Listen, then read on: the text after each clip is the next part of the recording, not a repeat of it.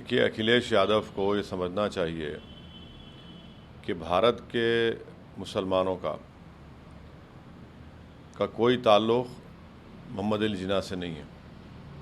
जो भारत में आज मुसलमान रह रहे हैं और जो हमारे बाप दादा थे, उन्होंने 1947 में ही फ़ैसला ले लिया था कि हम पाकिस्तान को नहीं जाएंगे। हमने पाकिस्तान की टू नेशन थ्योरी को रिजेक्ट किया। और हकीकत ये है कि टू नेशन थ्योरी पहले इसकी आप बात करने वाले सावरकर थे, उसके बाद मोहम्मद अली जिन्ना थे। तो भारत के जो मुसलमान हैं, उन्होंने भारत को अपना वतन माना और टू नेशन थ्योरी को रिजेक्ट किया। और जिन्ना से हमारा कोई ताल्लुक़ ही नहीं है।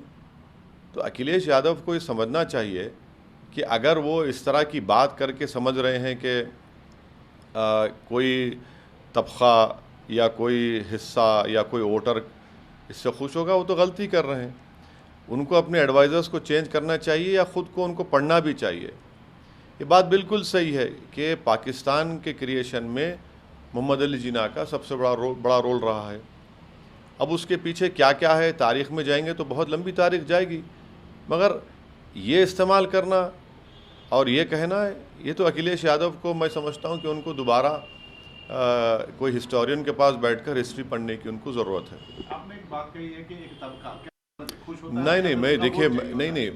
मैं सिर्फ मुसलमानों की बात नहीं कर रहा हूँ। मैं ये कह रहा हूँ कि हिस्ट्री का अगर कोई स्टूडेंट होगा तो आपको कंप्लीट बात बताएगा कि 1925 में क्या हुआ, 1934 में क्या हुआ, फिर 1937 में क्या हुआ, 1940 के बाद क्या हुआ। क्रिएशन ऑफ पाकिस्तान जो था वो तो मेन आर्किटेक्ट जिन्ना थे। तो आज मौजूदा दौर में आप उनकी बात कर रहे हैं। भाई, अगर आपको बात करना है भारत की तो आप ये कहिए कि सरदार पटेल ने आरएसएस पर बैन लगाया था, सरदार पटेल ने ख़त लिखा था कि कैसे आरएसएस पूरे मिठाई बांटी जब गांधी का कत्ल हुआ था। आप ये बात करते ना, आप वो बात करते ही नहीं हैं। तो इनको मेरे ख्याल से थोड़ा हिस्ट्री का लेसन पढ़ने की ज़रूरत है। सर, मेरा दूसरा सवाल ये है कि जो नवाज रोड या सड़क किनारे या सार्वजनिक स्थानों पर पढ़े जाते हैं, आपने ये बयान दिया है कि 10 मिनट की नमाज से गृह मंत्री के पेट में दर्द क्यों होता है? देखिए, वो देश के गृह मंत्री हैं, उनको इस तरह का बयान देना उनको ज़ेब नहीं देता। It does not befits the Home Minister of India to speak in such language. इसको अंग्रेज़ी में कहेंगे डॉग विजल पॉलिटिक्स। क्या वो नहीं जानते कि त्रिपुरा में जहाँ पर बीजेपी की सरकार है, वहाँ पर 15 मसाजिद को या तो जला दिया गया या नुकसान पहुँचाया गया? क्या वो नहीं जानते कि गुड़गांव में पुलिस के परमिशन रहने के बावजूद भी right wing Hindutva organisations protest करती हैं, नमाज के वक्त चीख पुकार करती हैं? और तीसरी बात यह है कि अगर मुसलमान जुमे की नमाज 10-15 मिनट के लिए किसी जगह पर पढ़ता है और निकल जाता है, तो इसमें होम मिनिस्टर को तकलीफ़ क्यों हो रही है? क्या वो सिर्फ एक रिलीजन के होम मिनिस्टर हैं या पूरे देश के होम मिनिस्टर हैं? क्या वो तमाम रिलीजन के होम मिनिस्टर हैं या सिर्फ एक आइडियोलॉजी के होम मिनिस्टर हैं?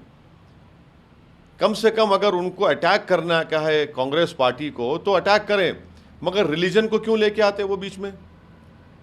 क्या वो सिर्फ एक ही रिलीजन के मानने वालों के होम मिनिस्टर है अमित शाह, या फिर पूरे देश के? हाँ, मैं जानता हूँ कि उनकी आइडियोलॉजी आरएसएस की है, उनकी आइडियोलॉजी में वो मानने वाले हैं सावरकर गोलवालकर को, मगर आपने तो संविधान पर ओत लिया है ना। कम से कम दिखाने के लिए तो इस तरह की बात मत करिए। जबकि त्रिपुरा में इतनी तबाही और बर्बादी हो रही है, हर जुमे के दिन गुड़गांव में एक तमाशा होता है, तो ये इनको ज़ेब नहीं देता, बल्कि तो गलत बात उन्होंने कही। आपको नहीं लगता है कि एक व्यवस्थित तरीके से एक ऐसी जगह बननी चाहिए जहां पे लोग नमाज अदा करें? आप इसको लेकर सरकार से बात करें। देखिए, गुड़गांव में जब पुलिस परमिशन दे रही है तो फिर कौन प्रोटेस्ट कर रहा है, कौन गड़बड़ कर रहा है? त्रिपुरा में जहां पर ऑलरेडी मस्जिदें हैं, उनको नुकसान जला दिया गया है। फिर होम मिनिस्टर त्रिपुरा के बारे में क्यों नहीं बोलते? होम मिनिस्टर कंडेम क्यों नहीं करते त्रिपुरा में जो हो रहा है? होम मिनिस्टर कंडेम क्यों नहीं करते जो गुड़गांव में हो रहा है? अगर 15-20 मिनट के लिए किसी जगह पर मुसलमान नमाज पढ़ के चला जाता है, कोई प्रॉपर्टी में चेंज नहीं होता, ना कब्जा करता है, चले आता है, आपको इतनी तकलीफ क्यों हो रही है? यही तो आप इस तरह की बात करके और नफरत में इजाफा कर रहे हैं मुसलमानों के लिए। आप और मुसलमानों, अगर कल किसी फ्राइडे जुम्मे की नमाज का कहीं पर मुसलमानों पर कोई हमला हो गया, कोई गड़बड़ हो गई, इसका जिम्मेदार अमित शाह होंगे क्या? क्यों इस तरह की बात करते हैं और आप नफरत और कंफ्यूजन क्रिएट कर रहे हैं? नमस्कार, मैं हूं मानक गुप्ता। अगर आपको हमारा ये वीडियो पसंद आया हो तो इसे लाइक और शेयर जरूर करें, और हां, हमें सब्सक्राइब और फॉलो करना ना भूलें ताकि आप देश और दुनिया की कोई खबर मिस ना करें। तो जुड़े रहिए हमारे साथ और देखते रहिए न्यूज़ 24।